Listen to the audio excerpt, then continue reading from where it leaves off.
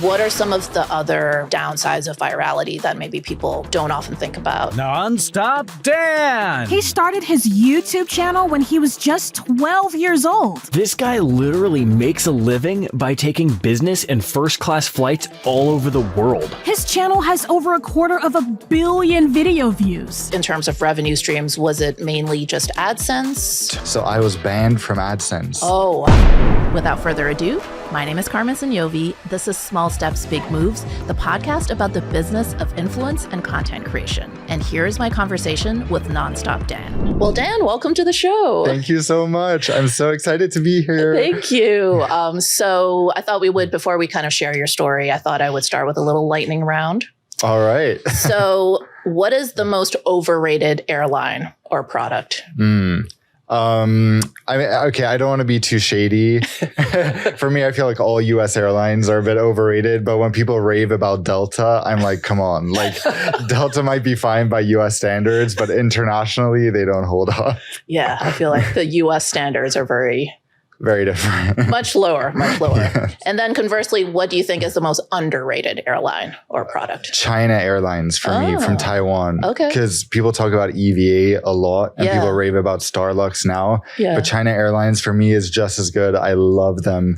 Oscar just flew them with me for the first time like last month. Yeah. And even like on short flights within Asia, they're so fun. Yeah, actually, it's funny because that was the girl's very first business class flight was China Airlines. yeah. We were just looking at like old pictures. And Did like you hate Ella it? was like 3.5. No, it was great. Like, and she was just like literally lying across the seat, like with her legs in Serge's lap, like just enjoying life. Your girls are so lucky. Yeah. No, but I agree. China Airlines, like, yeah, I haven't flown them that much, but Yeah. like it's always been pretty positive. Yeah, I think they're definitely underrated. Okay. So let's kind of get into your story. Obviously we've known each other for a while, but I have to say it's fairly recently that I realized you started your channel when you're 12. Yeah.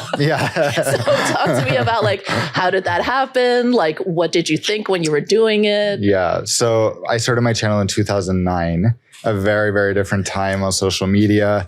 I look back at it so nostalgically because I wish it was still like that. It's like you talk when you say the early days of TikTok. Yes. I feel like that's what all social media was like back then. Yeah. And YouTube was just such a pure and fun place. Like everyone making content was doing it just for fun. Right. There wasn't really much of a profit motive. Yeah, I don't know if anyone was like making AdSense money. At least I remember like, even after a few years, the idea was like you had to have 1 million subscribers or something to make money, Right. which is so different, obviously. Yeah. So when I started, I was just inspired by the other videos I was watching. Yeah. Like I was introduced to Flight Simulator, which was later like my life during my teens through YouTube. So and like that, like like a software. Yes. Okay. Like a little computer game, Yeah. Microsoft Flight Simulator. Okay. So I was watching those videos and then I was like, what was that? Yeah, I guess I had just turned 12 and my birthday wish was to get that game. Yeah. So then after like 6 months of playing it, I had kind of figured it out.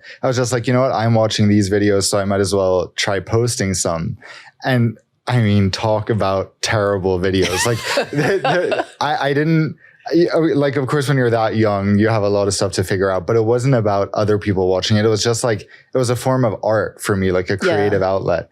So I set up like this tiny little digital camera my dad had bought me that was like 360 or maybe 480p, like recording the computer screen. Yeah. Right. In 2009, you can imagine what the quality was like.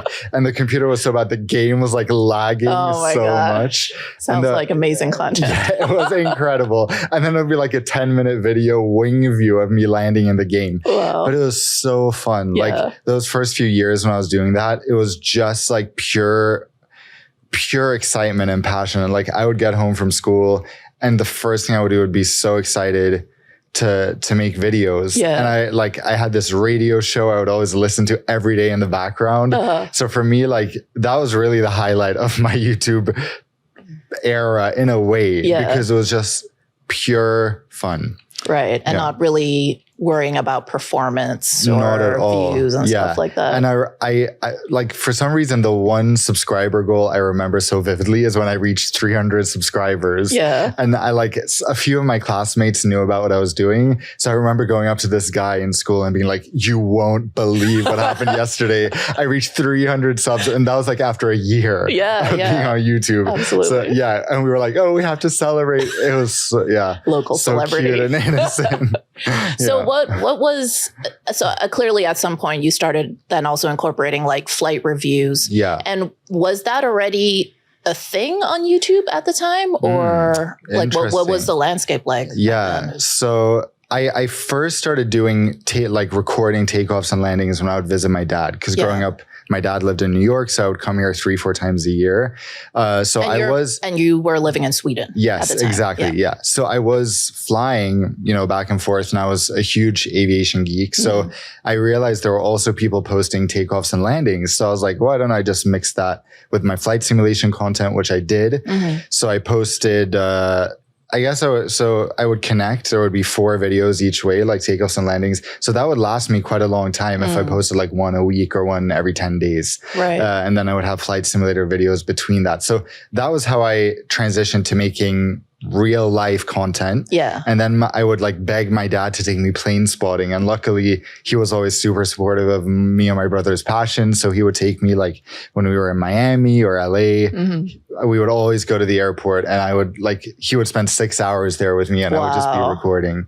So that was, I'm so grateful for that. Yeah. And it wasn't until like years later, maybe I must have posted my first review in 2015. So after 6 years on YouTube. Yeah. And there were some people making reviews, but there was no one talking in their reviews. It was only text. So like no music, nothing, just the flight and then text. So that's how I started. But then I was like, this is so lame. Like I am watching YouTube videos. I'm watching vlogs. That was really the era of vlogs.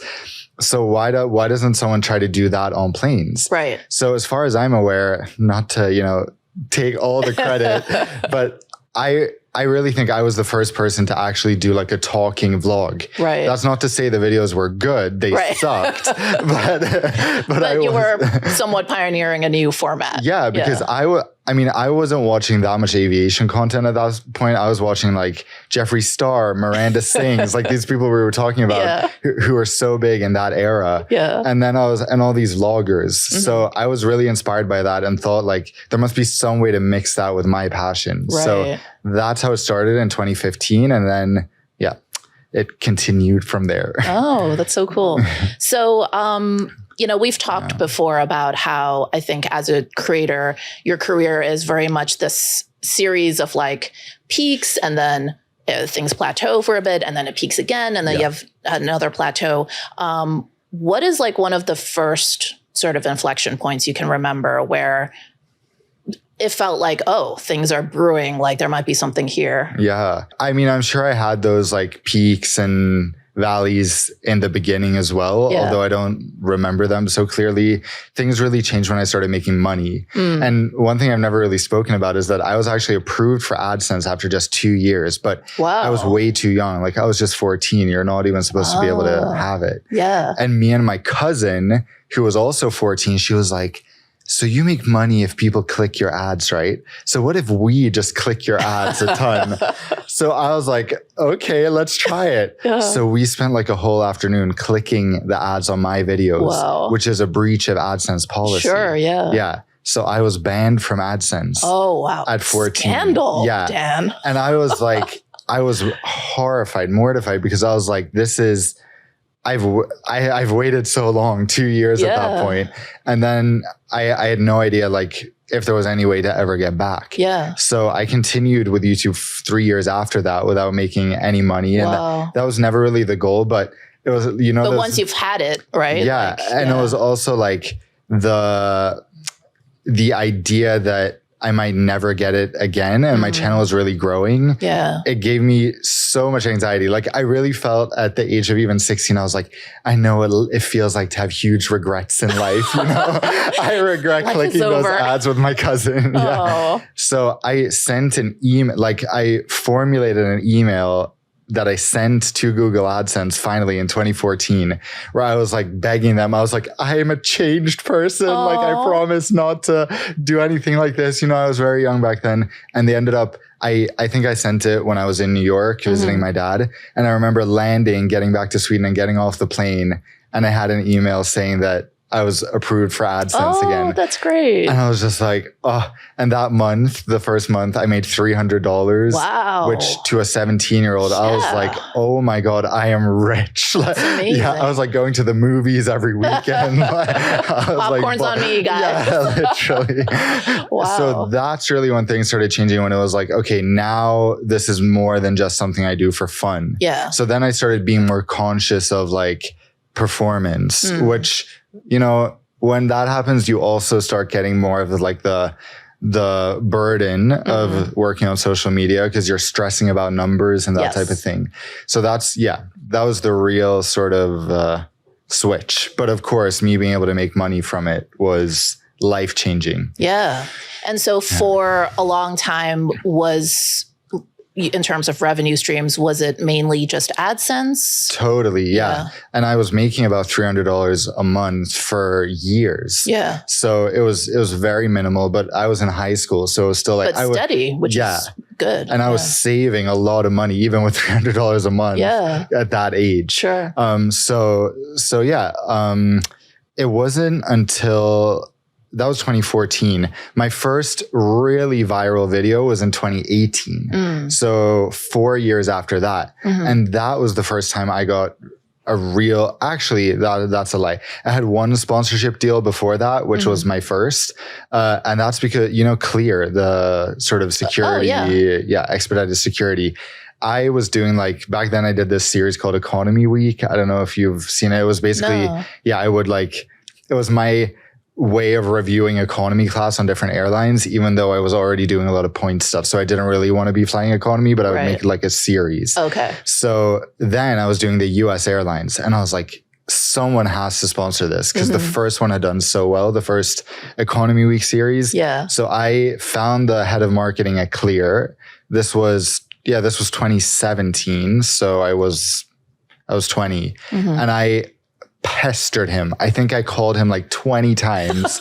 I emailed him. Phone. Yeah. Wow. No shame. I was like, you are gonna sponsor this. And he was like, who is this annoying kid? Like, don't do that. Do not do that. Yeah. We do not recommend. Yeah. Because that was a very different time also. Like YouTube sponsorship, it wasn't an industry. Yeah. So I was like, this guy needs to understand what an opportunity this is. Yeah. So he actually finally agreed.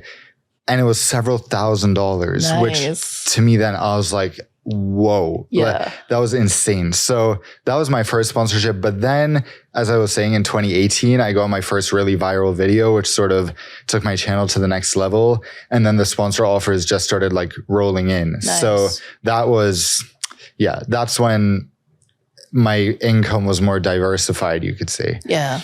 And then from there, do you or did you do any affiliate marketing type of stuff? Because obviously, as someone who talks about using points and miles for travel, credit cards is a big part of that. Yeah. And I know for a lot of creators or even media outlets that cover that topic, affiliate links to credit card offers can be very lucrative. So is that something you dabbled in as well? Well, on YouTube specifically, credit card links, it's much more complicated than on a blog. So that was definitely not something I did back then. Yeah. It was mainly the sponsors, and then I introduced merch around then as well. Yeah. But I think for everyone, like unless you're, Logan Paul or someone has, I don't know who's huge in merch, but most people, I think it's like 1% maximum of their income. Yeah. Merch is very, very minimal. It's more like a way for fans to distinguish themselves. Yes. And this one story, I was just scrolling through my camera roll the other day and I came across this screenshot from just a few months after I launched my merch. And this guy sent me a DM saying he was wearing my merch t-shirt on Emirates. And the flight attendant who was a viewer recognized it and ended up giving him like a tour of the plane, a business class amenity kit. Oh my gosh. Because he was my viewer. Wow. And like even reading that now, I was like, oh my gosh, this is the reason to have merch. Yes. Not necessarily to make money, but just the fact that other people can see it and and relate or connect over it, which is so amazing. But yeah, like I'm still quite bad at diversifying my income sources, but I think we're all a little guilty of that. Yeah, because I definitely am too. Because there's so much you could do, yes, right? Like there's always more, and like my to-do list when it comes to that is endless. Yeah. But for me, I feel like, and I know like some YouTubers, even in my space I've spoken to, who don't think sponsorships are worthwhile, which I find really interesting because I'm like, I make much more money now from sponsorships than from YouTube AdSense. Oh, okay. Like I'd say it's about 70% sponsorships. Wow, really? Yeah. So that uneven of a split. Yeah. So it's much, much more significant for me. That's why I don't post any videos without a sponsorship, because however the video performs, at least the sponsorship will cover the cost of the flight and more. Yes. While the AdSense might not necessarily always cover the cost of the flight. Yeah. And actually that brings up a good point where I think sometimes the people who are not creators have a bit of a misconception about how YouTube works. And so I'll often get comments where it's like, oh, so you must kind of like do these trips and then you're going to make the money back. Yeah. And it's like, no, it doesn't work that way. Like I would love for me to take a specific flight or go to a specific country and know that, well, I know that video is definitely going to make X amount of money. Yeah. And it's like, you have no control over that at all. And that's what's scary. And I feel like I'm quite averse to taking those risks. Some people are more like, I think we should bring up Trek Trendy because he's done an amazing job in the aviation space. He's definitely hitting the algorithm in a huge way. Yeah. But what he does, which I don't really have the balls to do, is he reinvests almost everything and he pays for most of the flights he feels that he needs to take in cash, which is amazing because he's sort of built up where his viewers consistently come for first class. So he can, justify spending that money and he knows he'll get quite a lot of views. Yeah. But to anyone else who's trying to break into that and, review any first class flights that are not super easily accessible with miles, that's a really big risk. Right. So yeah, I'm still a bit like nervous about doing that. I definitely try to find as good deals as possible. And even if it's very obvious that like, I should just book this flight and not try to like save a few $100s or make it, sometimes you just need to choose convenience over saving, but that's just a part of my personality. I love to save money. You want to get that deal. Yeah, I really want to get that deal. I feel like a lot of miles and points people are like that. Yeah. So yeah, that's like my, I guess it's good in some senses because then I still end up being the type who saves a lot of my income. But there's kind of, I think that's the smart thing to do, to reinvest most of your YouTube income as long as you can. And if you still have other money to live off, just because the more you can invest in your channel, the more you can make it grow. Yeah. But I think like once it becomes your full-time job, that's a bit harder because you're trying to pay for your living expenses and everything else. And then you're like, oh shit, we spent all this money on one video that might not do super well. It's scary. Yeah. I mean, I think Mr. Beast is the one that's obviously popularized that idea of like reinvesting every dollar you make into a future video. And I've always thought that, I mean, even though I'm obviously quite spendy, when it comes to certain flights myself, so I'm definitely not the miserly sort. Yeah. But at the same time, I also think like, I don't know if more money necessarily always makes better videos. Yeah. And I think that's sort of a underlying assumption that no one really questions. Like, of course, like more money means better content. And a lot of these like creator economy, fintech type startups who are, funding creators and paying them advance lump sums in exchange for, licensing rights and stuff. I've always looked at that a little bit sideways because I feel like just having more cash doesn't necessarily mean you can make better videos. Absolutely. Right? And one thing I think is so interesting, and we both do not do this, but some people immediately think they need to buy like the flashiest gear and have every single like prop. And like, you don't need to do that. You don't, as soon as you make $500, you don't need to upgrade to a more expensive lens or something. Yeah. Like just stick to what you have. We both use our iPhones primarily for our content. Yeah. Which is like team iPhone. You use your iPhone anyway. And we we get comments all the time, Oscar and I, on our videos that are like, what camera do you use? The quality is so good. The sound is so good. And it's just so basic. And like, I can't remember who it was. Super recently, we were vlogging and they were like, oh, you guys don't even have an external microphone? We're like, no, like it's an unnecessary thing to carry around. There's more like a risk of tech issues that the sound doesn't record or something. Over the years, I've tried everything. Like I had a huge DSLR with a separate microphone and everything. And that was just like a pain. Yeah. So I realized you don't need to just have the best of everything because the viewers don't care. It's really more about the content and about the personality than having the flashiest equipment.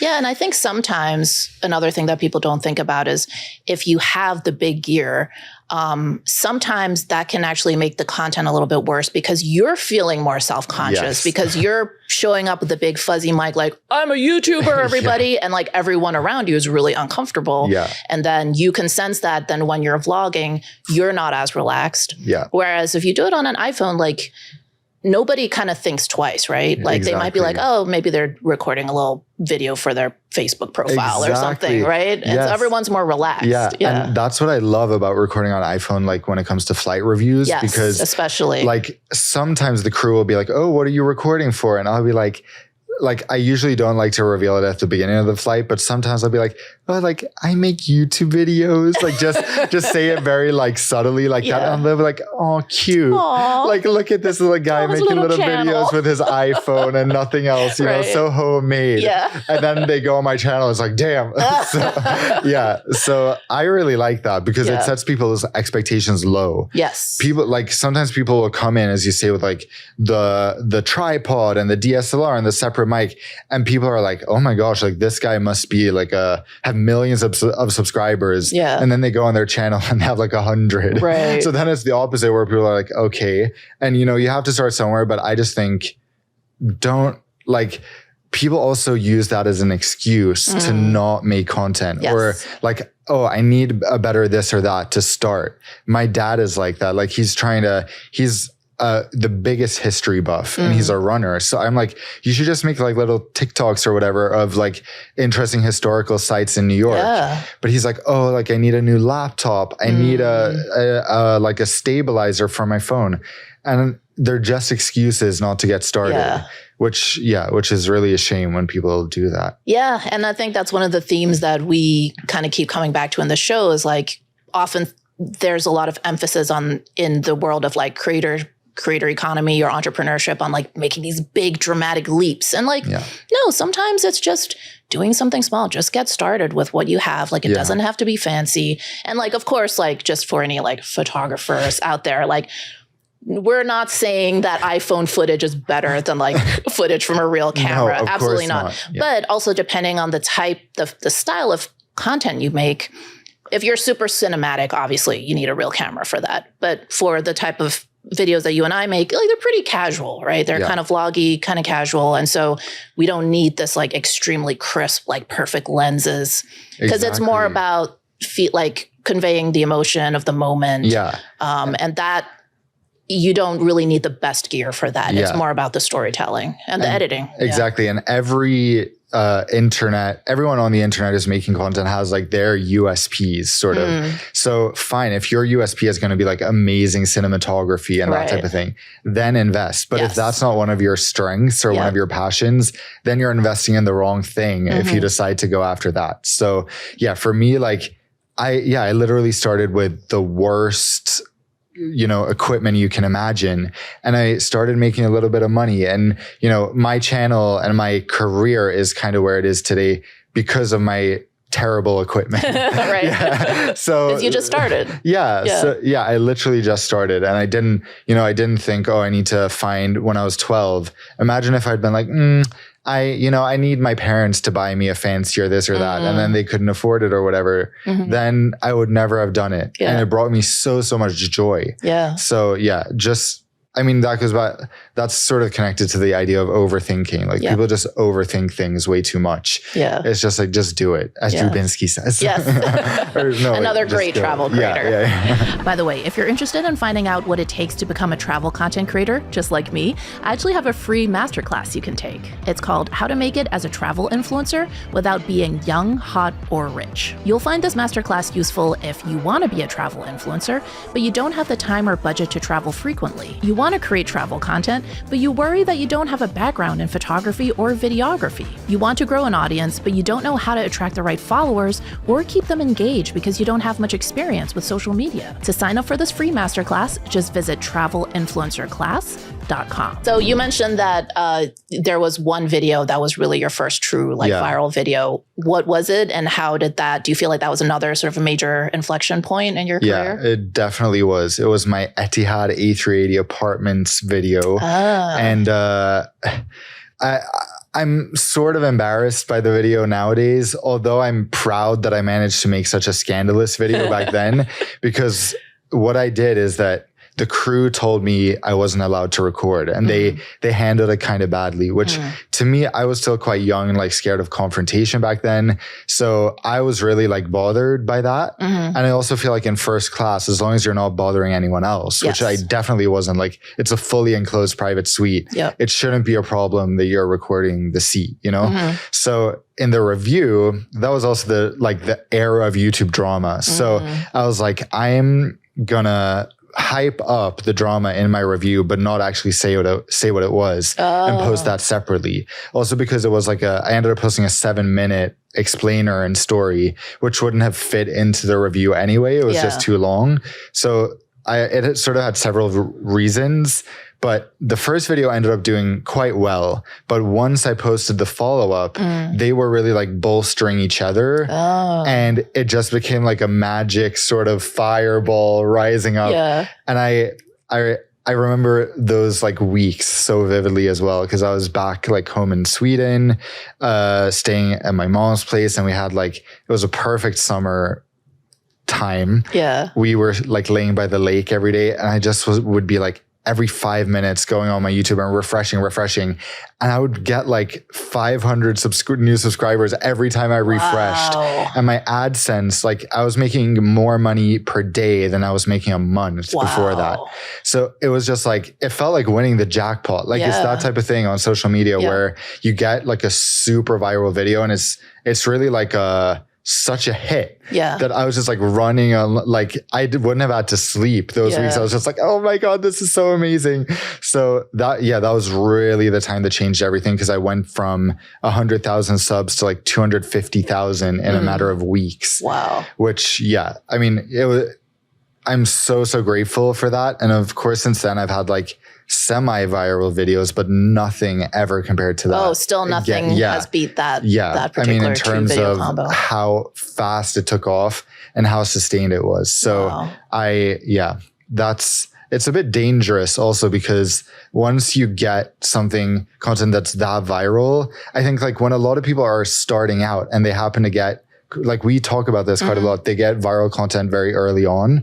They haven't yet been through like the peaks and valleys of creating. So once things start slowing down a bit, people really struggle and many people quit, or they don't know what to do.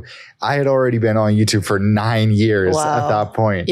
So to me, I was just like, this is normal. This is how it always is. So I knew that things would slow down a little bit, which they did after a few months, but I was prepared for it. And I was just excited.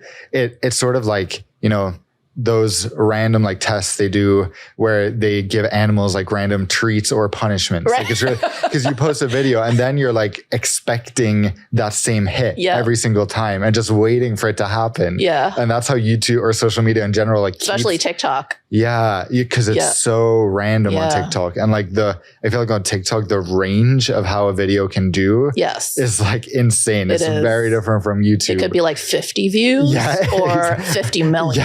Exactly. Like anywhere in between. And it doesn't always feel like That's what I really like about YouTube. I feel like at least there's a bit more logic to what does well. And you can kind there's of like figure more of a stuff baseline, out. I think. Yeah. As opposed to on TikTok where you can post like the most random thing that you put literally no effort into. And it's like, oh, like 10 million views. And then you make something super that you're so proud of and it completely flops.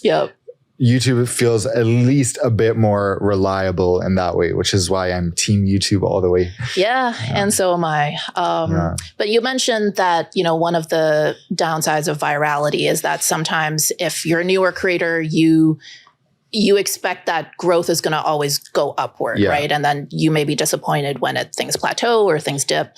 What are some of the other maybe downsides of virality that maybe people don't often think about? Whether it was specifically with that video or any of the other ones. I mean, I think, you know, as you know, anytime you get a viral video, that's when the randoms enter, as I like to think of it. The people who have no idea who you are about your content and they just start spewing their hate. Like it's insane the way people talk to each other in the comments. So of course that comes with virality. And I also think a lot of people are not prepared for that level of criticism and that like people being so vile. And like when I guess in 2016, I started writing for a huge travel blog, one of the biggest for like 1 or 2 years. And there, every post I did would get so much hate, like the most vicious. Like people knew I was 19 at the time. And there would be like 50-year-old adults like calling me the most horrible things on a blog. And I'm like, get a life. But that really, really hurt me and impacted me. And like I carried so much rage because of that hate. And I would also never get comments like that on my YouTube. But once I got my viral video 1 or 2 years later, all that started flowing in on YouTube. But then I was prepared. I was just like, here we go.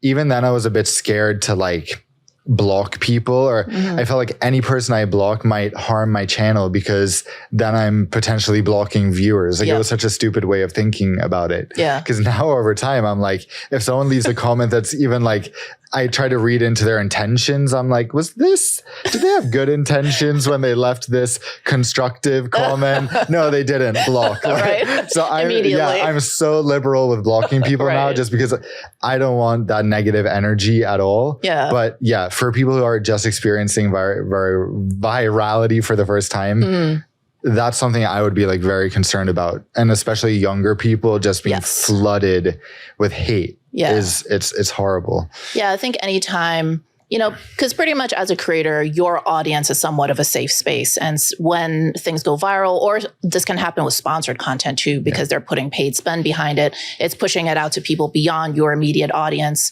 Then suddenly it's kind of like someone shoving you on stage in front of like a hostile audience, like sitting there booing you. And I think that kind of thing can be especially dicey if you're part of any kind of marginalized community, right? People of color, disabilities, plus size, LGBTQ. Did you find, was there any homophobia among the hate comments? Absolutely. And what's really sad, like reflecting the state of the world, is that I remember like 2 years ago, I was like, wow, the hate, like the homophobia and like anti-veganism, which is a lot of hate comments we get, a lot. Wow. That was really going down. Like in 2021, 2020, people had other concerns. So there was almost no comments about that. But in the past, like at least in 2023, there have been so many homophobic comments. Really? Again. Wow. Yeah. So it just shows how like things are getting worse out there again, which is sad. But now I'm like, my skin is so thick and I'm so comfortable with blocking people that it doesn't like bother me in the same way it did. But one other thing I was thinking about when it comes to viral content that I think is interesting to talk about is how like as soon as you get a viral video, the vultures start coming in. Like, all the agencies and people who want to take advantage of you. They also start approaching you with what seem like amazing deals. And if you're not like very well versed in that or prepared, that's one of the most dangerous times because you can, you know, basically give away your channel or your rights without knowing what you're doing. And then you're stuck and you're screwed. So I'm sure, you know, I've never talked about this before. No, this is something I rant about often on Instagram, but the the media companies that will come and say, oh, can we, repost your video? That's and then the if you worst don't of know all. how to Yeah. read contracts, really you're signing over complete ownership. They can, run your video as a Super Bowl ad and not pay you a dime. Yeah, it's insane. It's crazy. Yeah. And like Lad Bible, for example, like Oh at my least God. One of the worst. Yeah, but at least they always ask for permission. At least in Yes, which true. many don't. Like Yes. at least they do, and they won't post if they don't. Yeah. But I always respond like, do you have a budget for this? Because why are you going to make money off my content and be like, oh, we'll get you views? Like you won't really exposure, get. Dan. Yeah. Oh, it's exposure. Like thanks, I'll get They're gonna 5 tag you. followers. Yeah. And they'll get like a huge audience from it. So I was asked, oh, do you have a budget? And their budget, like I think the highest they've ever said is like, well, maybe we can stretch it to $100 to repost this. Oh, well, you got further than me. Anytime I'm like, oh yeah, just email me and we'll talk about usage rights. Immediately ghost. Yeah, really. So wow, I've got $100. Yeah, congrats. Yeah, but still I'm like $100, that's a joke. Like It is. when you're a page with 10 million followers or more, that's just like doing people dirty. Yeah. But yeah, that's one side. But then there's like the YouTube agencies who are trying to get you in and make you sign contracts where you're committing to a certain time period. And that's something that now anything I sign, I make sure that it's like I can cancel anytime. Yes. I'm really especially clear look about out that. for auto renew contracts. Never agree to that. Yeah. But I think it's really important to be aware, like, because I don't think it's bad to try stuff, like trying different, people responding to your brand emails for you to see if you get more deals that way or different things. But if you can, exit at any time, fine. Just make sure they don't own any of the content you created during that time. But yeah, like not being scared to try is good. Just locking yourself in for several years, that's when it gets a bit dicey. Yeah. And that's what they want to do because that's how they can make a lot of money off you, you know?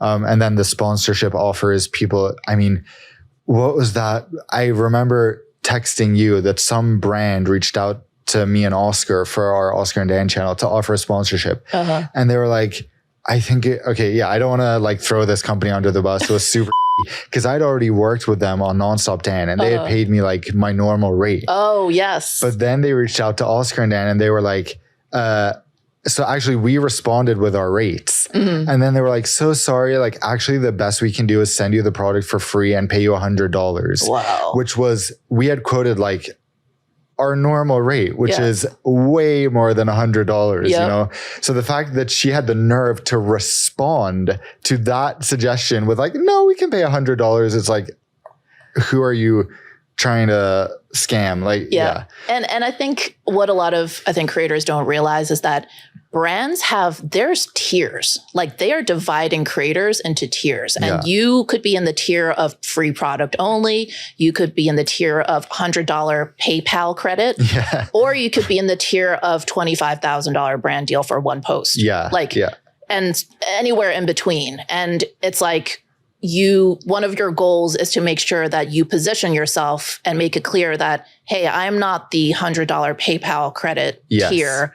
I'm up here. Yeah. So if you want to work with me, like, let's have a serious conversation. Exactly. So you saw actually, and we should just explain that you have a second channel with your partner, Oscar and Dan, which is more of a travel channel, whereas Nonstop Dan is more of an aviation channel. Exactly. Yeah. And I think it's a newer channel. Exactly. So I think maybe brands see it. And we don't do many sponsorships. And that's because we try to be more picky and exclusive on Oscar and Dan. Yeah. So maybe brands see that and they're like, ooh, they're not very experienced. Yes. Let's try to scam them. Yes. And like the funniest, I think, is some brands like, I know that Epidemic Sound does this. And like I love Epidemic Sound, but if you're part of their affiliate program, they try to get you to create content and they're like, submit the link and you'll be entered to win a $100 Amazon gift card. Wow. It's like, I'm going to create content for you in order to enter a competition to win a $100 gift card. Like, yeah, that's just that might be actually worse than like being in the $100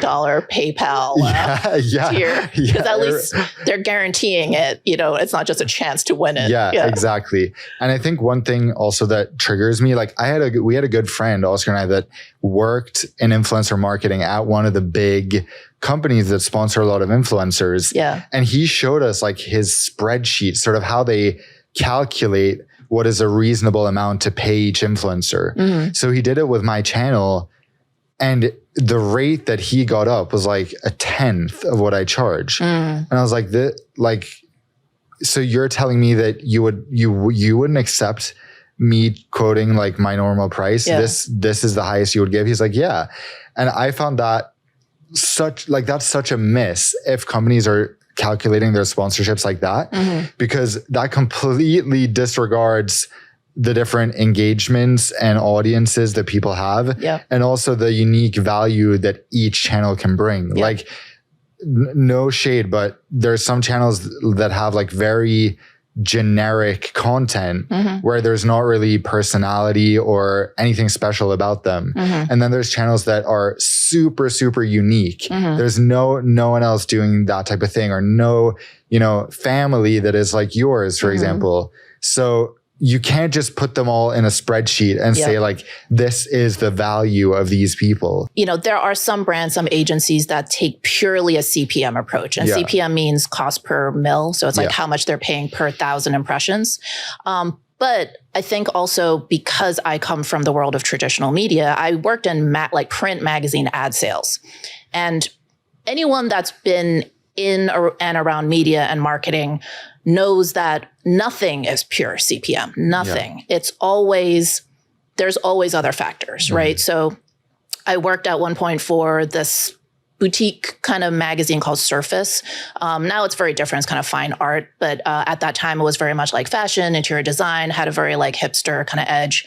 And the circulation was tiny, maybe like 100,000 nationwide, but they were able to command really high ad rates because they were like, these are all the unique things about our editorial. These are all the unique things about the audience that we're reaching. Nobody, like to your point, nobody else is able to do this. And so even though the cost, like the CPM that you're paying us versus maybe like Vogue or Glamour magazine seems higher, it's still worth it because they're unique. And the same thing with creators, right? Like you have to understand and be able to articulate your unique positioning in the marketplace and kind of articulate your value because no one else is going to do it for you. Exactly. And that's something to think about when you're starting your channel and when you're creating your content. Like, how can you create value for brands also in terms of what type of content you're making? Just like, that's why sometimes I'll see videos where still like airline reviews where people don't talk, like there's just text, for example. And those videos I just have to rant. Like, I don't understand the people that find those videos fun to watch because I immediately switch off. No offense to any of the channels. Like, it's just a preference, but yes, please continue. It's insane because they can get like, I like talking. They can get tons of views, like more than me. And they're just like, there's no music, that they've just like spliced the clips together. And sometimes they don't even add text. Like, they're just showing the food and showing everything. And those can get hundreds of thousands of views. But the drawback for them is that no brands are going to want to sponsor them. And what is the originality of that content? There's pretty much nothing because they're not showing their personality. Right. So, the more personality you show and the more you sort of, that's also the thing. Like, I used to be very competitive, like 5 years ago or whenever. I used to feel like, oh, like these people are coming for my gig, but no one can come for your gig when you're just being yourself. Yes, exactly. That's so great. Exactly. Like, if you just, embrace who you are and you get comfortable showing it on camera, then there's no competition because there's no one else that's like you. Exactly. So then you can just relax and be like, actually, and now my attitude has completely changed to the point where I love when other people in my niche are doing good because it just grows the niche. Yeah, absolutely. It grows the overall market, which is great for everybody. Exactly. And then it's like fun to see different people's takes on it. And as people develop how they sort of find their own style. So yeah, just that's the biggest thing to learn, I feel. And the biggest thing I had to learn, to be myself and to show my personality. Sometimes it's tough to remind myself to be like, okay, let me make sure this is not like too impersonal because the topic of the videos is not me, it's airlines. So yeah, that's like something I try to be conscious of, to still mix that in quite a bit. Yeah. And I think that's a good point. Like, I think anytime whether if you're a new creator or if you're starting to create in a format that's new for you, it's normal to sort of model your content after other people at first, right? Yeah. And that's how you get started, because you kind of want to see what's out there, what maybe is already working, and then, you know, you kind of do your version of it. But over time, the goal is evolve that, right? Yeah. To find your own voice, your own style, your own format, or your own way to do it. And then that's really what's going to work. Exactly. And this goes back to what we were talking about a little the other day, that that's one thing that can still like annoy me a little bit, when people very obviously are like ripping off other people's videos. Yep. It's even worse when big creators do it. But even when like someone is starting out, they can literally like copy my exact thumbnail and title, and then the video will do quite well. But there's like they won't follow me. They won't be following me on Instagram, and there won't be like any acknowledgement that they're obviously inspired by what I did, which is like, everyone has to start somewhere, you know? And like, back in 2009, I was also inspired by the people who did flight simulation videos. But if there's one thing I could wish, it's that people, don't be scared to give other people credit or to show who inspires you. Colin and Samir, who I'm a huge fan of their channel, they call it the copy and paste culture of YouTube, or, of content. And I think there's really a whole spectrum, right? So we're not sort of equating all of these things as the same thing, but it ranges everywhere from like maybe using a similar title or channel name, or being, using a similar type of thumbnail, all the way to, there's that one channel we've talked about off camera, who seems to be systematically like recreating like every viral travel video ever, to very mixed effects, I would say.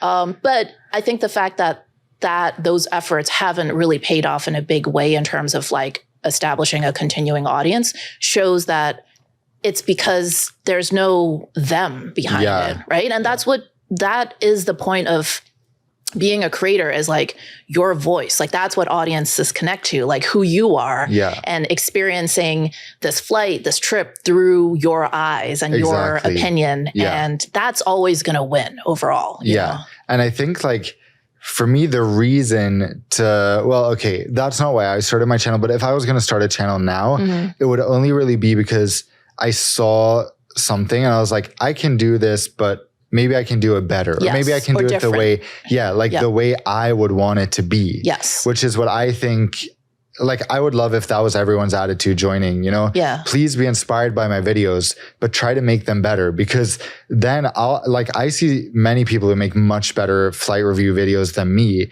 And that inspires me to get better. Then I'm like, oh wait, hold on. Like I need to keep up. Yeah. So then like now I'm taking a month off next month, and I'm super excited to just to just be like, what can I do to make my videos even better? Yeah. What skills can I learn during this month that can elevate my content? And just like not watch anyone else, just, think of my own ideas. And I think that's so exciting to be like, also looking at your own content. All right, I've been doing this for a while now. Now it's time to, up it, take it one step up. Yeah. And that's part of, for me, having done this now for 14 years, that's really the main thing that keeps it exciting. Yeah. Seeing my videos improve and learning new skills so that I can improve my videos. Yeah. And I feel the same way, because, when you've been doing this for a long time, you have to find motivation other than financial success or clout, like 100%. AKA content doing well. Because there's going to be a lot of periods where those things are not in a good place, right? Like there's ups, there's downs. So what else keeps you going during that time? And I think for me also, it's seeing the improvement in my own skills as a creative and looking at, I always say that if you look at your videos from a year ago and you're not at least slightly embarrassed by them, then you're probably not improving fast enough. Like there's no need to be like ashamed of your past content, because it's all a journey. But if you're like looking at videos from a year or two and you're like, yeah, these are awesome, I see no room for improvement, then maybe it's time to so true. Up your standards a little. By the way, if you're finding this video useful, be sure to hit the like button, because it really does help us reach more creators just like you. And if you haven't already, make sure you subscribe and turn on notifications so you don't miss our next video. it seems like right now you have several different revenue streams going. You have, sponsorships, you have AdSense, maybe a little bit of merch, maybe a little bit of affiliate, within now I do. Yeah. Are there any streams that you're interested in trying out that you haven't yet, in the future? So I should mention one other revenue attempt I made was a group trip. Oh, yes. Which I did in 2022. That ended up not being super profitable. And it was like, I'm so glad I did it because it was really one of those experiences I'll remember my entire life. Like what a thing to host a trip with 10 people who know so much about you and you know nothing about them. Yes. And it was such like it was just so fun, like getting to know these people who were so familiar with me. Yeah. And I'm like, who is this stranger? And spending 10 days with them. So it was exhausting. Don't get me wrong, but I'm also happy I did it, not for the money. Yeah. But now looking forward, I think like one thing we've discussed is a course, because that's also like the bonus is that I can make money, because up until now, I've been helping my viewers with credit cards through like consultations, which I've charged like different amounts, but it's a 1 hour session. And I realize there's nothing you can achieve in a 1 hour session if people are beginners. Yeah. Like I'll be trying to cover 10 different topics and it'll just be chaotic. Yeah. And they'll leave super confused. Yeah. So the idea of creating a course is more so that I have like actually a way to teach what I know. Yes. And then also, you don't want to spill the tea to hundreds of thousands of people and all these little like secrets I know and, sweet spots in award programs, because those will disappear immediately if you're sharing them to such a huge audience. So there has to be a level of gatekeeping when it comes to this stuff. Yeah. Although I share honestly how I pay for all my videos or all my reviews of my videos. Yeah.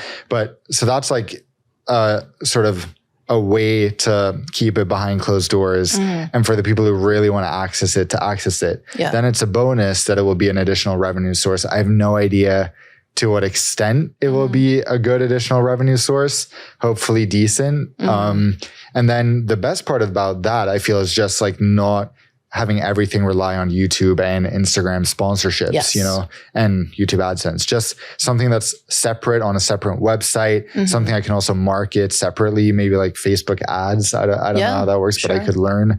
And then of course, my ultimate goal when it comes to this is to just save enough money, because we still live a very frugal lifestyle compared to what we make, that I can continue doing YouTube, but only for fun, so that I don't have to worry about the money part, because I feel like that sort of clouds some of your passion sometimes when it's just like, oh, like I need to make sure I arrange the sponsorship and do this and that on time, versus if I could, make money from it, but that's not, I'm not like stressing because that's my only source of income.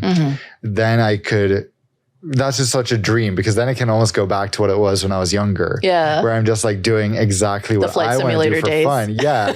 And I can just fly the airlines I want. Like I don't have to fly airlines that suck just because I need to make videos. Controversial video. Yeah. Or just like I need to, I need to diversify my videos and not only fly Qatar, Singapore Airlines and Emirates. And I think also the benefit of making a course would also help establish like a baseline of knowledge, so that if people do want to book a consultation with you, they come already knowing some of those basic things. And then you can actually use that time well. That's a good point. One thing I'm so fascinated by about you guys, your family, is that you set out to work with this. Like you were very much more strategic, I think, than most people. And I always said, and I still say, that in general, I think the better or more sustainable approach is for people to, like, I don't think people should aspire to be influencers or creators in the same way as they should aspire to pursue and share their passions. Yes. So like if you're super passionate about something and you want a way to, an avenue to express it, social media is great for that. And I think that for most people, that's a much more natural way to branch in or go into creating content and to sort of sustain even through the hard times. Yeah. Because the making videos is not the passion. It's actually what the videos are about. Yes. So like whether it's cooking or gardening or aviation or trains or travel or whatever it is, finding something that you like outside of YouTube or outside of social media and choosing that as your thing, I think is the best approach. And that way people, they come into it not being like, I want to be sent a bunch of free food or be invited to restaurants because I'm a cooking influencer.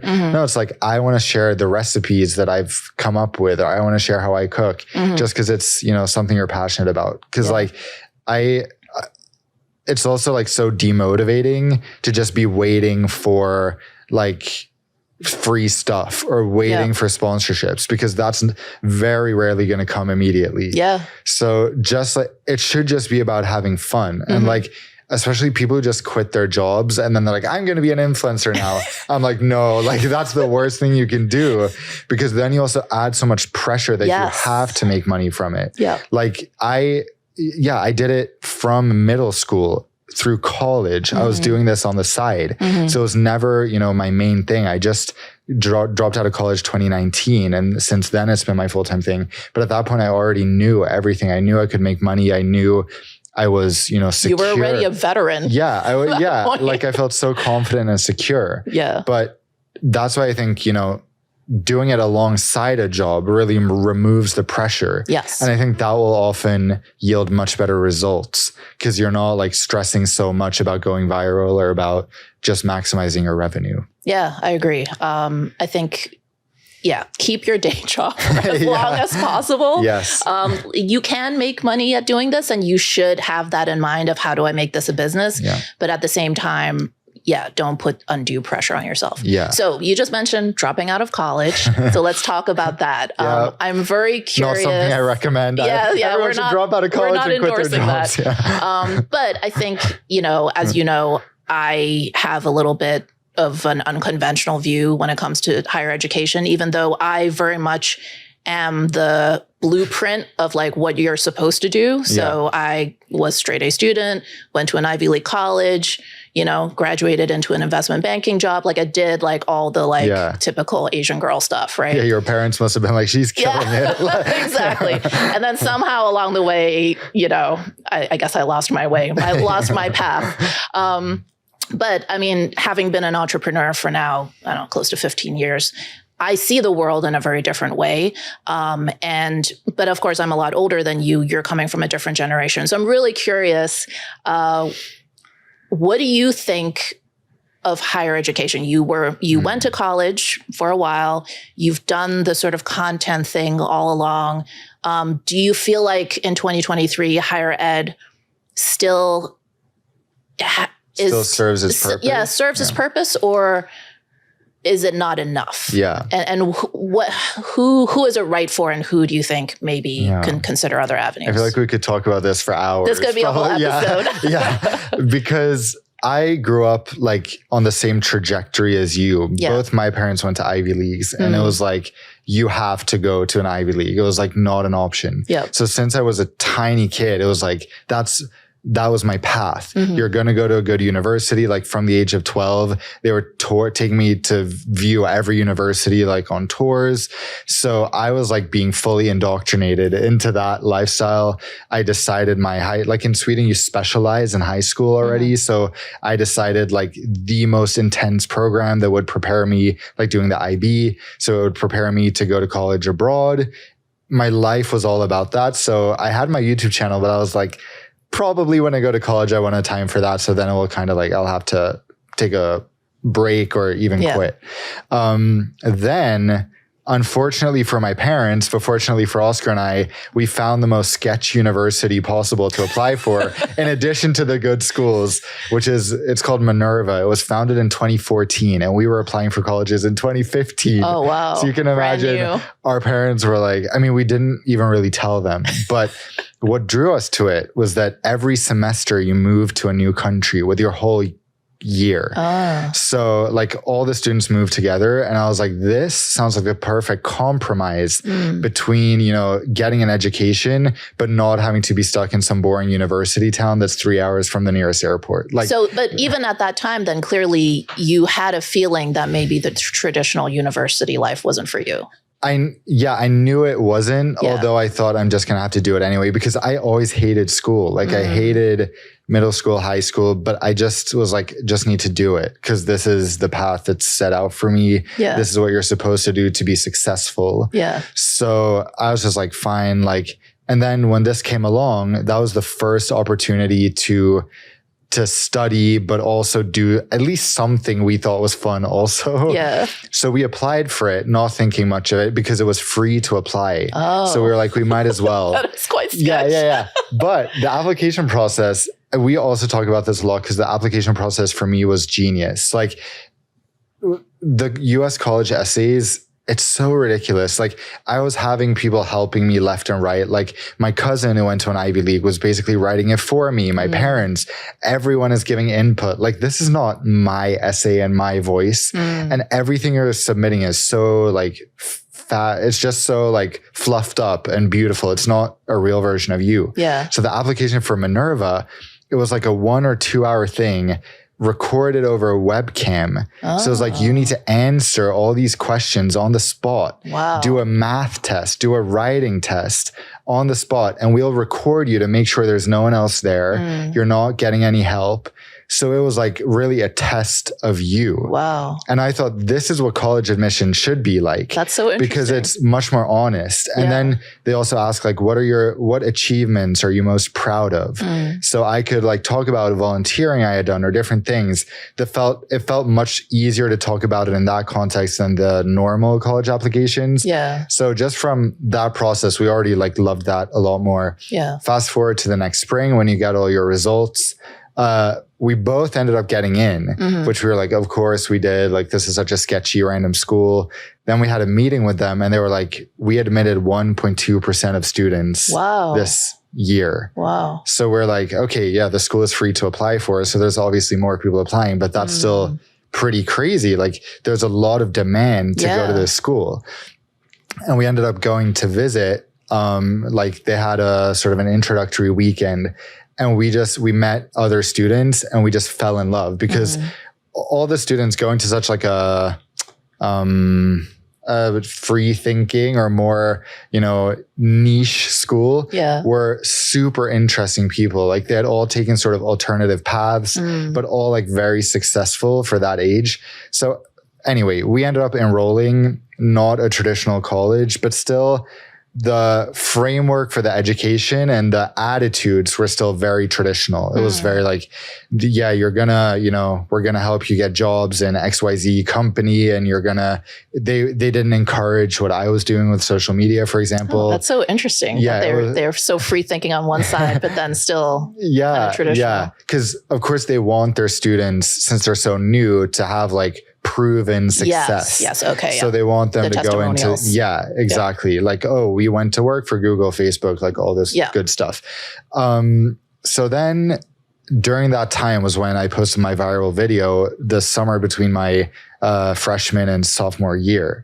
So then everything sort of changed because suddenly I was like, okay, wow, I'm making a lot of money now and a lot compared to what I was making before. Still not a ton. Although I should say one of the things I'm most proud of is that I paid for university entirely myself. Wow. With money from YouTube that I had saved through high school. That's incredible. Yeah, I was like, I was very proud of that. But so then the sophomore year, I was much more sort of torn about how can I deal with both these at the same time? Because I felt like I wasn't maximizing the potential of my channel now that it had grown. Yeah.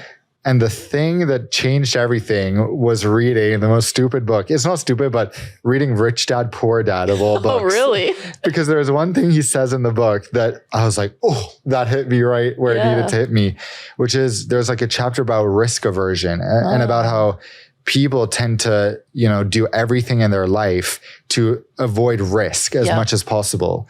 So then I was like, what do I do in my life to avoid risk? Well, definitely university, because I was like, I already have an income, but the degree is like my backup plan. It's my insurance. Yeah. So if I ever need a normal job in the future, this will minimize the risk. Yeah. So then I was like, but what job do I want? And I was like, well, I kind of want a job where I travel and fly a lot. And I was like, but that kind of is my job already. So I was like, wait a minute. Like, why do I need this degree to apply for a low level job to like maybe in 10 or 20 years, do what I'm already doing? Like that makes no sense. So then I was like, maybe, you know, we should reconsider this. And we ended up applying for a leave of absence. And, that lasted for 2 years and then we just let it expire. But what that really taught me is that I should never have gone to university, like to begin with. I was just there because even though it was a better university for me, I was just there because my family wanted me to be there or because I had been indoctrinated that I should be there. Yeah. But I realized that also many of the other students at that school specifically, because it attracted so many like more free thinking, by free thinking, I'm not saying like, you know, politically free thinking, like conspiracy theorists or whatever. They were just like much like super brave, inspiring people who weren't necessarily from super rich families or like that type of thing. And I realized that many of them probably shouldn't be there. Like so many of them had successful businesses in their home countries and had like already like, some of them had like, you know, brought their parents out of poverty before starting university. And I'm like, they shut down the companies to go there. Yeah. And now, you know, they graduated 2 years ago. Many of them are back in their home countries doing their old business again. And that's going amazing. But I'm like, you just wasted 4 years and a ton of money on this when you probably wouldn't have needed to do it. So we agree on this, that university is something you really need to think critically about. And you shouldn't just go for it because that's like supposedly a key to success, which it isn't anymore. Like people are just going into debt, getting jobs that they're not passionate about, and you know, if they can even get a job. And realizing it was a mistake. So I love that in Europe, people are more encouraged to take gap years. Yes. My cousins both took 3 gap years each. Wow. After high school. And although they continuous or in between years of college also? No, just like continuous. Wow. And, you know, the whole family was kind of like, okay, like, when are you going to get some direction in life? Yeah. And they ended up going like traditional paths, studying economics, but at least they had that time to think like, what kind of life do I want? Yes. And they decided that, okay, a traditional life is right for me. I want a traditional job. I want to take the same paths as my parents, which is great. Yeah. Like if you want that, but at least taking time to consider. And I even feel like, okay, after 3 gap years, you're like 20, 21, you're still too young to know what kind of life you want. And sometimes I'm like, well, maybe I wouldn't mind a 9 to 5. Like maybe it would be nice to have a job where you can leave it and not feel pressure 24/7. Oh yeah. And constant anxiety, you know? Yep. And not be self-employed. Now this is the path I've chosen. Yeah. But it's like, I really, really think people need to question whether the traditional path is right for them, because it's still easy to create, like, actually it's probably easier than ever to create your own path with the internet. Like, and it doesn't need to be on social media. There's so many things you can do to make money. Like, I mean, the gig economy is also kind of problematic, but at least it enables people to work on their own terms and do more stuff they like. So definitely, I'm so glad we dropped out of university and didn't waste more time or money there. I'm grateful for the 2 years and the stuff we learned, but like, and the friends we made, but yeah, such a good move to drop out. Yeah. And I think, you know, with college, a lot of people, like meaning the students and the parents, will kind of make it seem like, well, it's not just about getting a good job. Like that's not the only reason, you know, it's also everything you learn and you become a better person, you grow. Yeah. But that's a very expensive and long way to get there, right? If it really is just about learning and education and growing as a person, university is not the only way to get there. And It's not. if we're going to be honest, most people invest the time and the money for college because they are thinking about future earnings or prestige down and the the road. Network, maybe at some schools. And the network. Yeah. But then I'm always like, when the whole that admission scandal broke, I was always so baffled because I'm like, these kids already have the network. Like they went to the same private schools as these kids that would be at the Ivy League school. So it's like, you already grew up with the network. Yeah. So the only thing that you would gain is just that little stamp of like, oh, my kid went to this school, so they're not a total loser. I feel like that's more, like that's it. Yeah. I feel like it's more for the parents in those cases. A lot of the times it is. Absolutely. And my parents, I can tell you, they were dying to tell everyone they knew, oh, my son goes to Cambridge. My son goes here. Yeah. Like that was their dream more than mine. And how did your parents react both to you guys picking that school and then dropping out? So when picking Minerva was a big thing. There was a lot of conflict, a lot of, it wasn't a good time. Once we were there, both my parents were like, just screw it. Like now, whatever they want to do. And I told them we were going to drop. It's too far gone already. Yeah, it really was. Although during the time we were there, they were definitely not as sketched out as they were before. Yeah. But by the time we were like, we're dropping out, they were like, whatever, like just do it, like do whatever you want, So I had no problems with that. It was just the initial part that that was a problem when it came to Minerva. Being that you've gone through these experiences, not to put too much pressure on you, but how would you advise a young person to think about higher ed? Not telling them whether or not they should go, but like, we talked about thinking critically about what you really want and what your values are. So what do you think are some of the questions they should be asking themselves? That's a good question. I think putting yourself in a position where you're like, if I didn't go to college, what would I do instead? Trying to figure out asking yourself, if you took different paths, what would you do? And then sort of sitting in those scenarios and situations to see how you feel with it. And if you feel comfortable or if you feel like it excites you more than the idea of university. One thing I was going to say is that traveling, like really traveling during your gap year, I think is so valuable to meet other people, talk to them and see what paths they took and realize also like, I know some people who don't care about money and just like, they want to do something that they're passionate about that doesn't necessarily have to revolve around money or do volunteer work.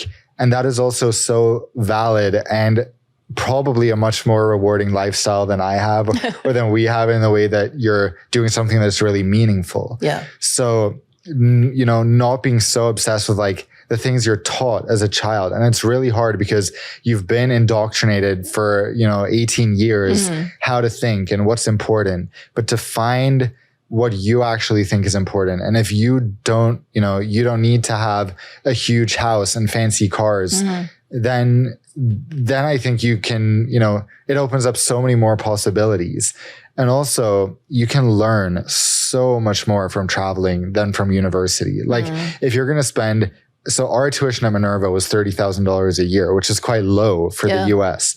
But even then, if you're going to spend $30,000 a year, you can learn a lot more spending that money on other stuff. Like you can learn so much on the internet, but like the things that Oscar and I have learned traveling to 100 countries together is so, you can't even compare it to what we learned in school. And I look back, especially before university, and I'm like, what did I learn? Like I learned social skills. That's pretty much it. But when I try to remember specific things, it's like, I didn't learn any big lessons about humanity or about how people work or about, history. Everything I remember about history is things we've learned through traveling. And it's like, I also sometimes get triggered about the way that higher education, there's like a specific like higher education language, the way they talk and the way they view the world. And I feel like they have a tendency to view the world a lot more naively and like positively than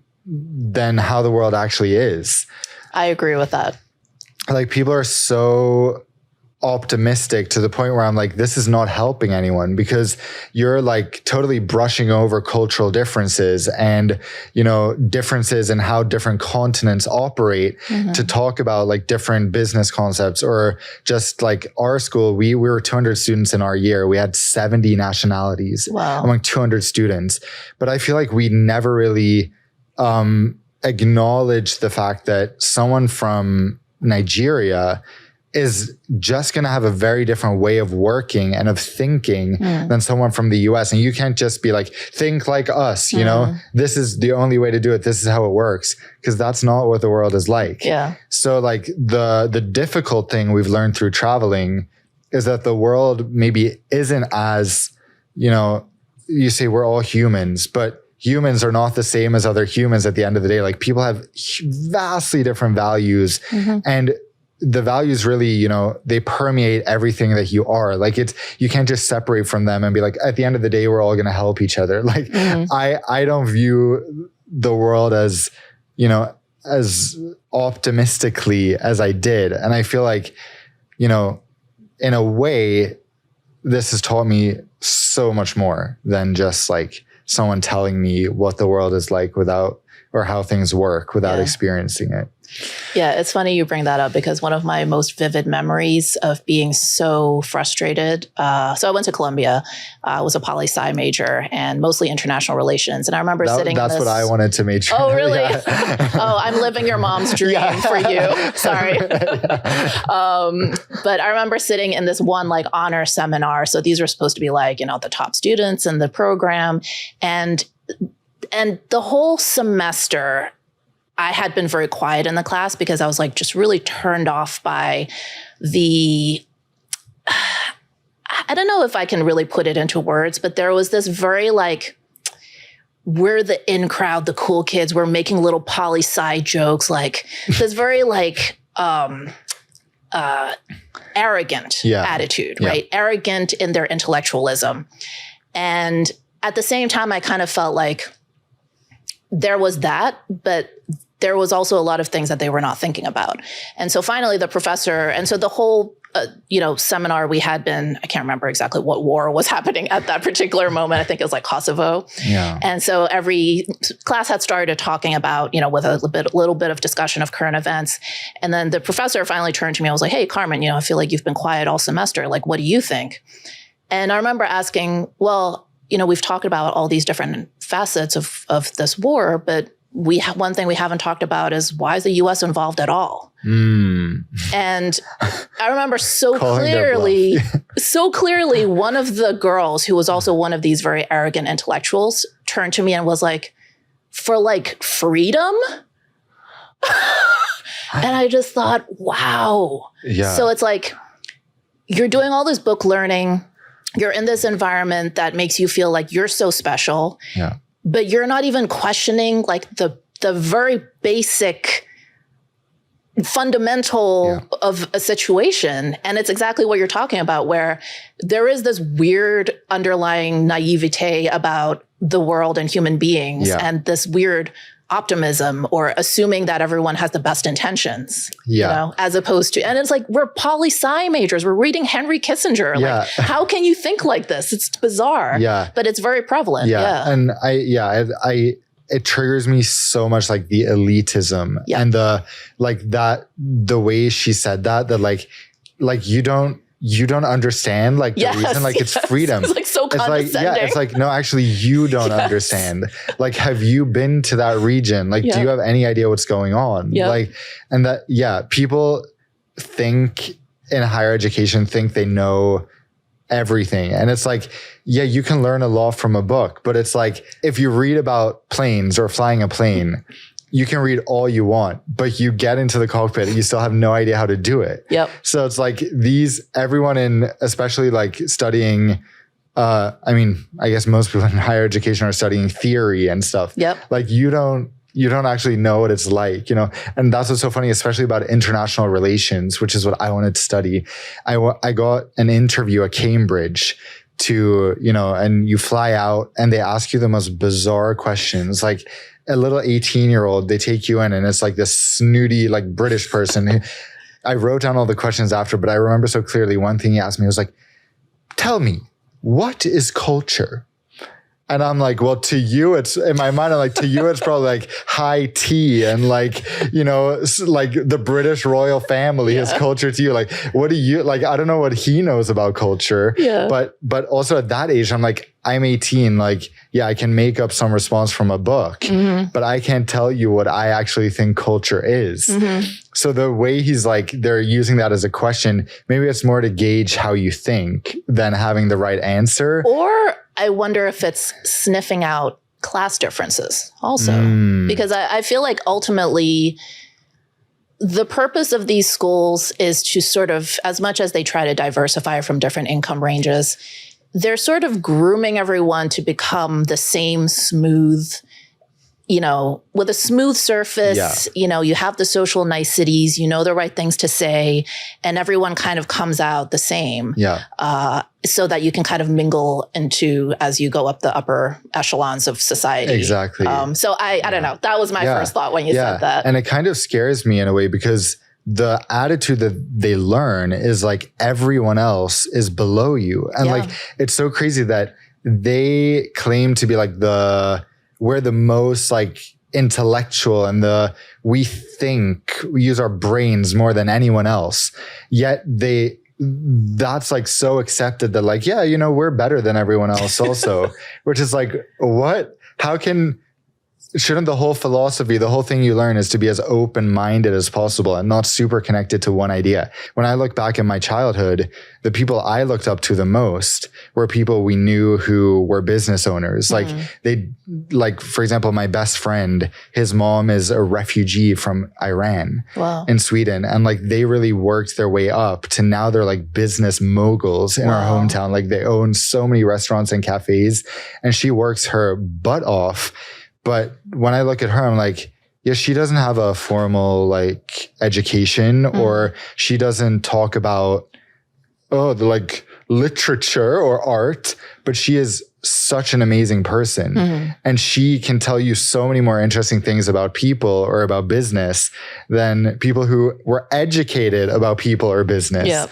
So yeah, at the end of the day, I think like, it's nice that those people can toot their own horns, like go to those colleges. And like, I still like when I go back to it, the thing I like about it is that it's very accepted to geek out about stuff. Like you can be as much of a nerd as you want, which is fun, but you can be as much of a nerd as you want on social media too. Like you'll attract an audience if you're a huge nerd about something because other people who like it will be drawn to it. So yeah, you don't even have to go to college if you're a nerd anymore. You can find other ways to express it. Yeah. So one thing that I often think about when it comes to higher education for my daughters, right, is, so just to be clear, I'm not in the position where I've decided they are not going to go to college. I think it's very much up to them, but I'm very open to all the possibilities. But one thing I do wonder of the people who have opted out of going to college is, do you ever feel regret when you are with your peers, or do you ever feel a sense of second guessing your decision when the norm has been probably a lot of your peers did graduate and, you know, do these different paths? Like, is that ever?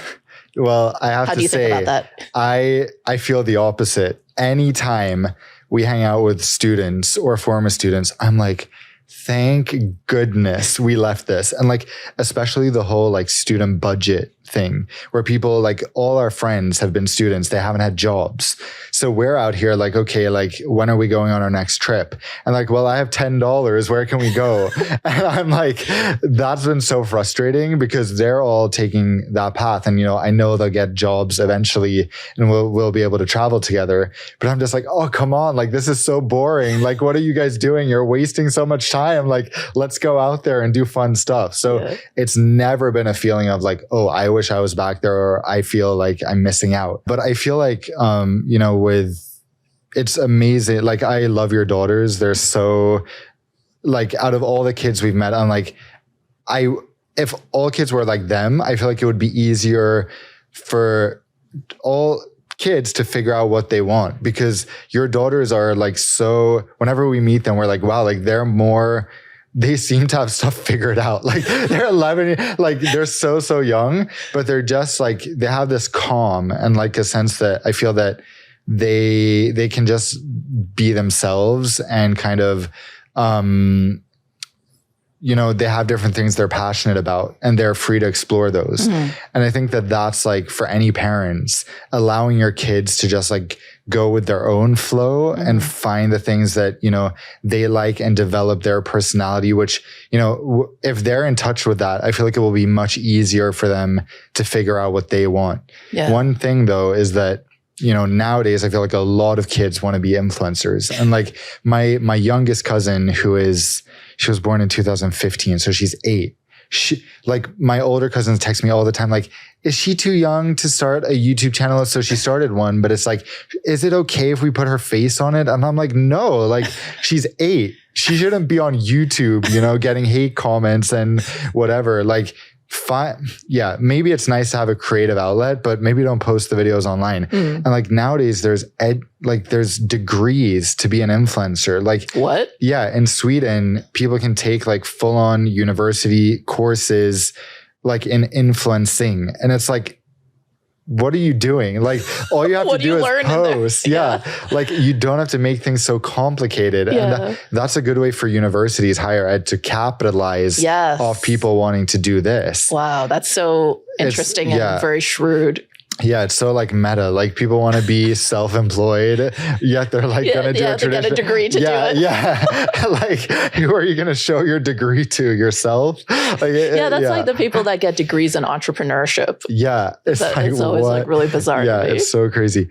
That's the thing. Like so many kids want to be influencers. And I'm like, that's sort of like the new higher education. It's like also everyone does not have to be an influencer. No. In fact, I think many people who want to be influencers should consider why they want to do it. Like, is it for money? Is it for clout?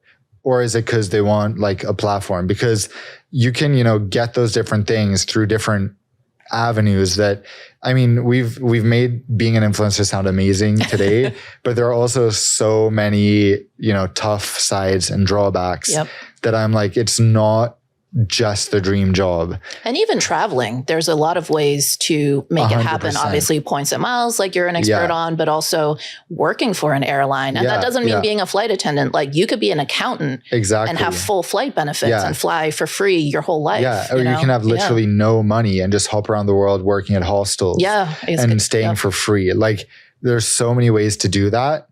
And just being stuck in like I need to be an influencer is... it goes back to the point of like, I don't think people should, most generally, I think it's not sustainable if people start out just wanting to be influencers. Starting out with a passion or starting out with like some idea in mind is the reason to do it, I feel, or more of a reason. When you think back on your career, starting from age 12, what is one small step that you took that maybe at the time it didn't seem like a big deal, but then that later on you realized, wow, this actually had a huge impact? I feel like for me, the thing that I did learn, even though I said earlier I'm not great at applying it, it's you like doing something like I'm doing when it's in a luxury space, I really have to invest. And like the times I've, you know, been brave to invest in something, it hasn't always paid off, but the times it has, that's when it's really like, it's not a very small thing, but that's when, you know, I feel like, okay, this is the best thing I could do to further my channel. Then the other thing, like some smaller things, is really just to hone your skills. Like taking the time to learn something new, like animation, which I did. I started that in 2021. Like I thought it was so fun to learn something new. Just little things now and then that you can add really adds up to make, you know, the end product seem so much more professional. And it makes it more fun, as I said also.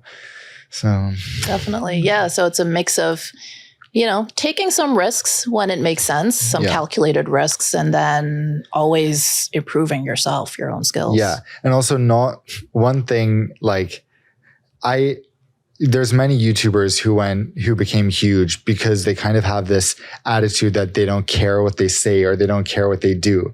And sometimes I do really feel like the thing that limits me the most is like other people in my inner circle, like what they will think.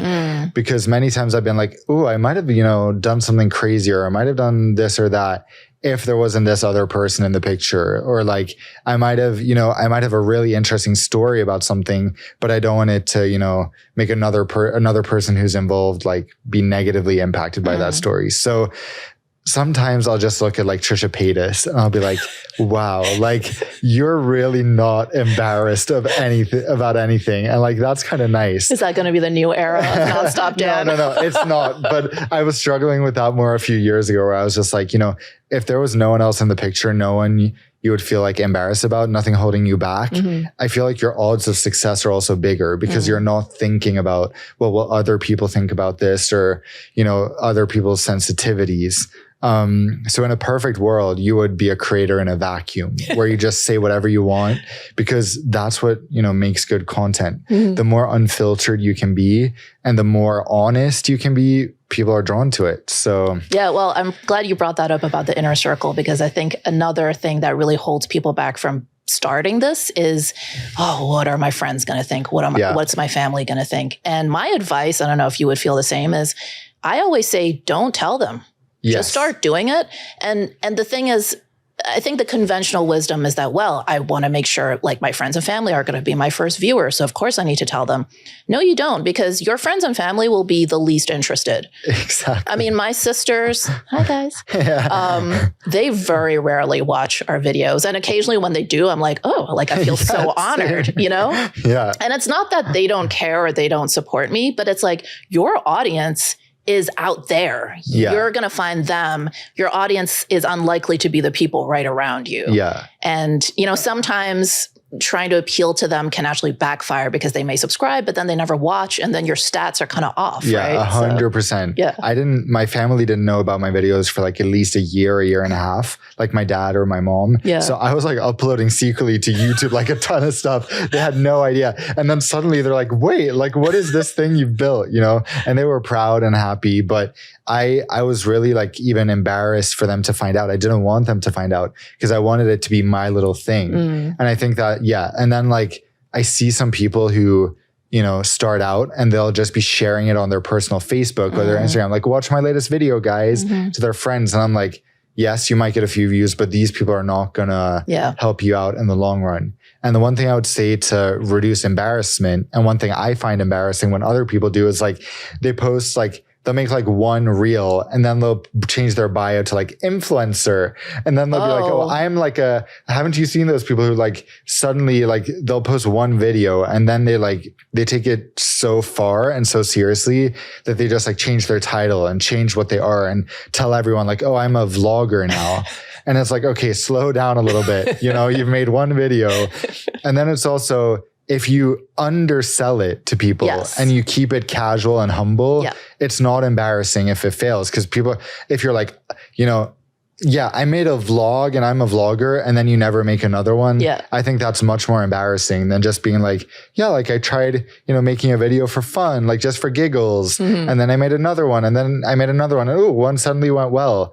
Then it's much more like chill. Yes. And then you don't have to be as embarrassed as if you like just want to go big from the start. And I will also say that if there are people in your life who are maybe teasing you a bit or making you feel not great about what you're doing, understand that eventually, if you are successful at it, those people are probably going to then come to you for advice and be like, wow, I've always been in your corner. And this is not to say like I had like all these haters or anything, but understand that the people who are not supportive in the beginning, once you see success, then suddenly they all see the value. But very often, whether it's like starting as a creator or starting a new business, nobody sees your vision in the beginning, and you have to kind of be a little bit deluded and like keep moving forward.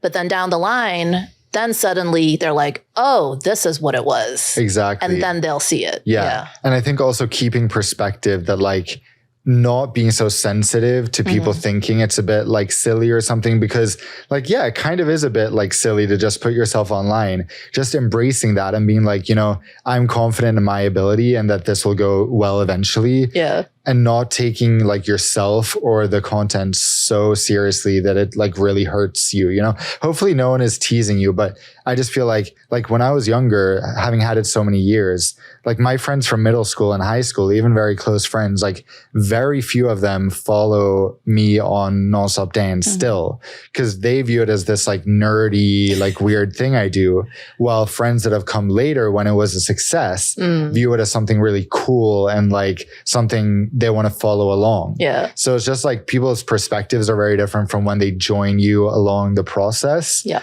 And just like accepting that, like I know, you know, to those old friends, it's just something nerdy and I'm fine with it. Like, yeah, I'm doing well now, but I also can see it from an outsider's perspective, you know? Yeah.